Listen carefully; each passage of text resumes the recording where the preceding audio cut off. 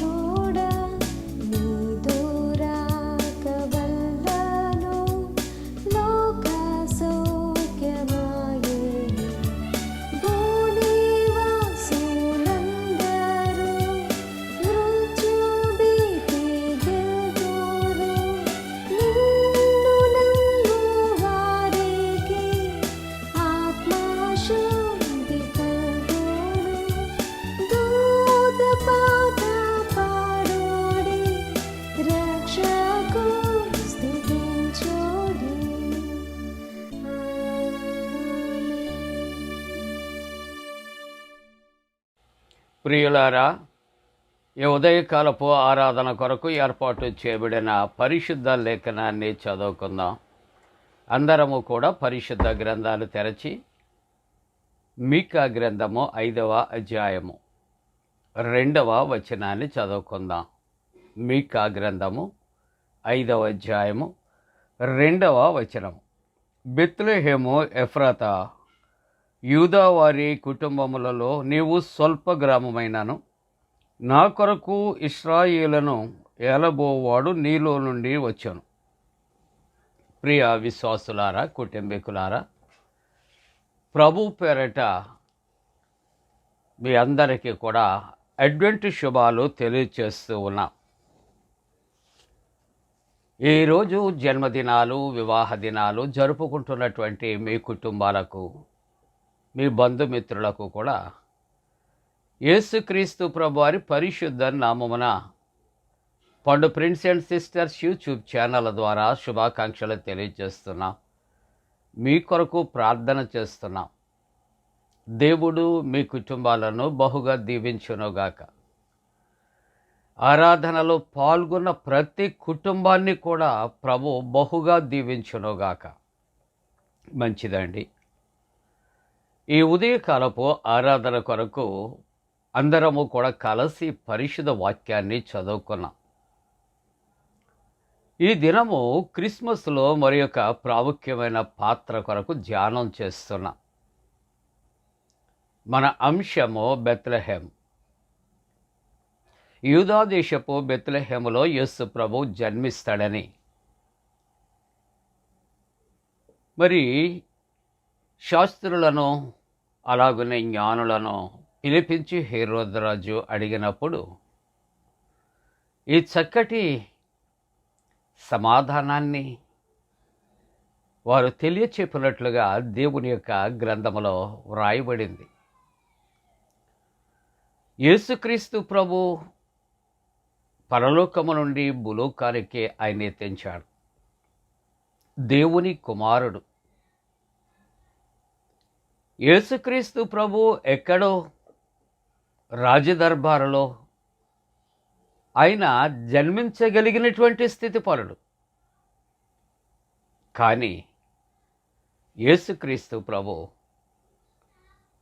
తన తగ్గింపు జీవితాన్ని, ఆయన వినయాన్ని ఈ లోకానికి మాదిరిగా ఆయన ఉంచినట్లుగా మనం చూస్తూ ఉన్నాం.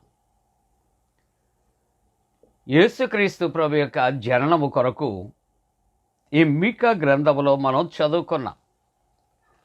చదివినటువంటి వాక్యములో ఆలోచన చేస్తే, బెత్లెహేము ఎఫ్రాతా యూదా వారి కుటుంబములలో నీవు స్వల్ప గ్రామమైనను, నా కొరకు ఇశ్రాయేలును ఏలబోవాడు నీలో నుండి వచ్చెను.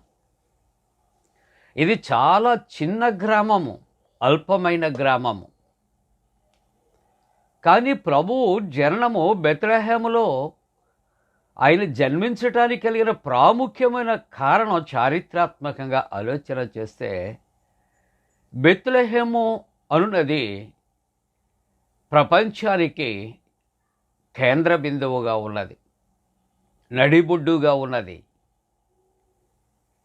క్రీస్తు ప్రభు యొక్క జన్మస్థానము ప్రపంచం అంతటికీ కూడా ఒకే విధమైనటువంటి పరిధిలో ఉంది అని చెప్పటానికి కలిగిన కారణం, క్రీస్తు ప్రభు జననము ఒక్కరి కొరకు కాదు, అందరి కొరకు.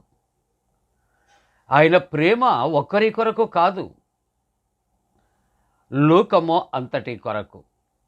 ఆయన క్షమాపణ ఒక ప్రాంతానికి మాత్రమే కాదు, ప్రపంచంలో ఉన్న నలుమూలల జనాంగము కొరకు. అందురికనే యేసయ్య అన్నిటినీ కూడా ఆయన సమముగా, సమానముగా అందరికీ అందించటానికి బెత్లెహేము అనే చిన్న ఊరిలో జన్మించాడు. బెత్లెహేము అనగా రొట్టెల ఇల్లు లేక రొట్టెల గృహము అని చెప్పబడుచున్నది.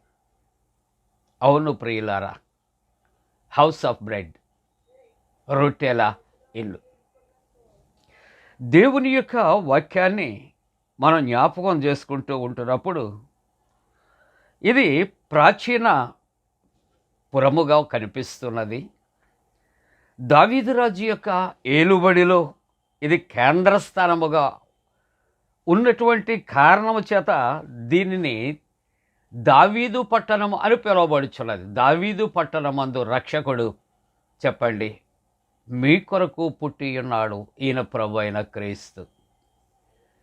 ఈ దావీదు పట్టణము అనే ఈ పదాన్ని ఇంగ్లీష్లో సిటీ ఆఫ్ డేవిడ్ అని చెప్పబడుతుంది, వ్రాయబడుతూ ఉన్నది. ప్రియులారా, చూసారా? దేవుని యొక్క వాక్యములో మనము చూస్తూ ఉంటూ ఉన్నప్పుడు, ఈ బెత్లెహేములో జన్మించటానికి 3 ప్రధానమైన కారణాలు.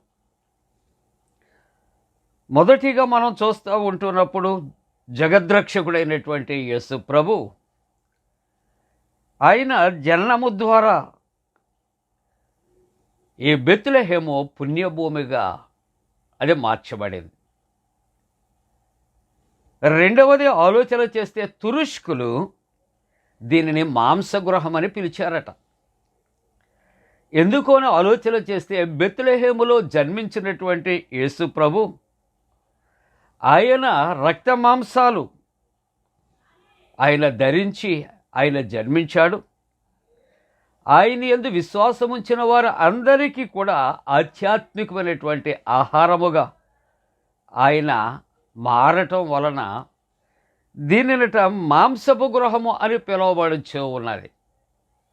యేసు ప్రభు అంటాడు, నేనే పరలోకము నుండి దిగి వచ్చిన జీవాహారమును, నన్ను భుజించేవాడు ఎన్నటికీ మరణము చూడడు అంటాడు. అందుకనే ఆ రొట్టెల ఇల్లు అనే ఆ యొక్క మొదటి మాట జ్ఞాపకం చేసుకుంటూ, రెండవది రొట్టెల గృహముగాలో పుట్టినటువంటి యేసయ్య మాంసముగా, ఆయన మాంసపు ముద్దగా ఆయన మారటానికి కలిగిన కారణం ఆయన శరీరాన్ని మానవులకు ఆయన ఆహారముగా, ఆయన జీవాహారముగా ఆయన ఇచ్చినట్లుగా చూస్తున్నాం. ముగింపుగా 3వ మాటలో చూస్తూ ఉంటున్నప్పుడు ఇక్కడ 300 సంవత్సరంలో కాన్స్టాంటన్ చక్రవర్తి గారి యొక్క తల్లి హెలీనా ఇక్కడ ఒక ప్రత్యేకమైన దేవాలయాన్ని కట్టించిందట.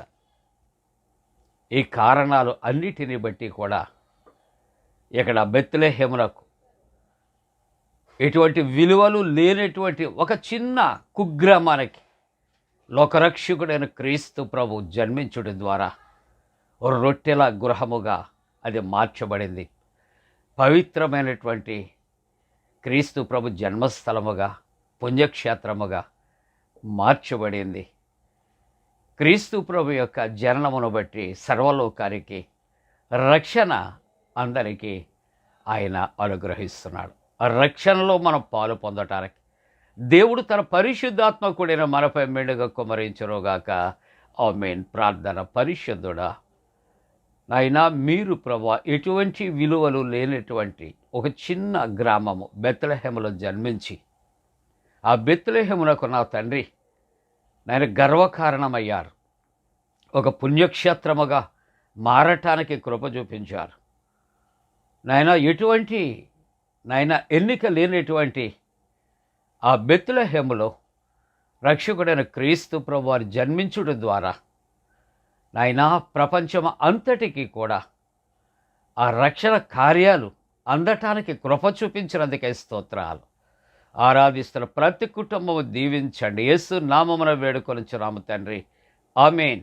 పరలోకమందున మా తండ్రి, నీ నామం పరిశుద్ధపరచబడనుగాక, నీ రాజ్యం వచ్చునుగాక, నీ చిత్తం పరలోకమందున వేర్చినట్టు భూమి అందు నెరవేరునుగాక. మా ఇందిన ఆహారం నేడు మా దాయిచ్చే, మా ఎడల అపరాధం చేసిన వారిని క్షమించిన ప్రకారముల అపరాధము క్షమించము, శోధంలోనే తెక కీడును తప్పించము. రాజ్యము, శక్తి, మహిమ నిరంతరము నీవే ఉన్నవి.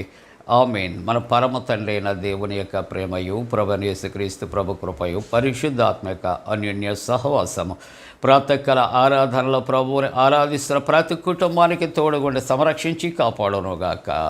ఆమేన్.